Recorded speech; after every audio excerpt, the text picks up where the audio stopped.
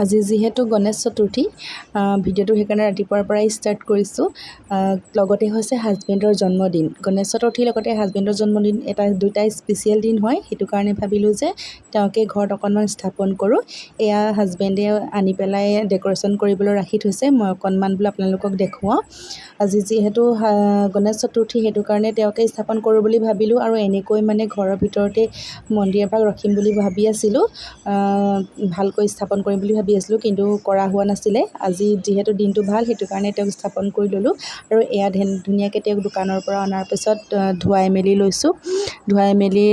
ভালকৈ ধুৱাই মেলি ল'লে ভাল লাগে, কাৰণ দোকানৰ পৰা অনাৰ পাছত দোকানত তেনেকৈ থৈ দিয়া হয়। যিহেতু তেওঁক ধুনীয়াকৈ গাখীৰেদি গা পা ধুৱাই ল'লোঁ আৰু এয়া ধুনীয়াকৈ ডেক'ৰেশ্যন হাজবেণ্ডে কৰিলে।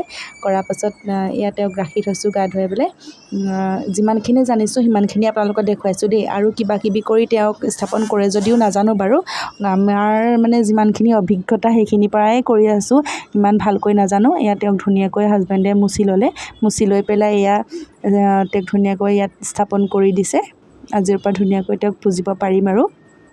তাৰপিছত এয়া তেওঁক তাত স্থাপন কৰি মেলি হাজবেণ্ডে এয়া তামোল পাণ ধূপ চাকি এয়া যোগাৰ কৰিছে। আৰু এয়া হৈছে বুনিয়া লাডু। যিহেতু তেওঁ মিঠাই খাই ভাল পায়, মোদক খাই ভাল পায়, আচলতে মোদক নাই, সেইটো কাৰণে বুনিয়া লাডুকে ধুনীয়াকৈ দোকানৰ পৰা আনিলে, হোটেলৰ পৰা আনি পেলাই তেওঁৰ ওচৰত এয়া ভোগ দিছে।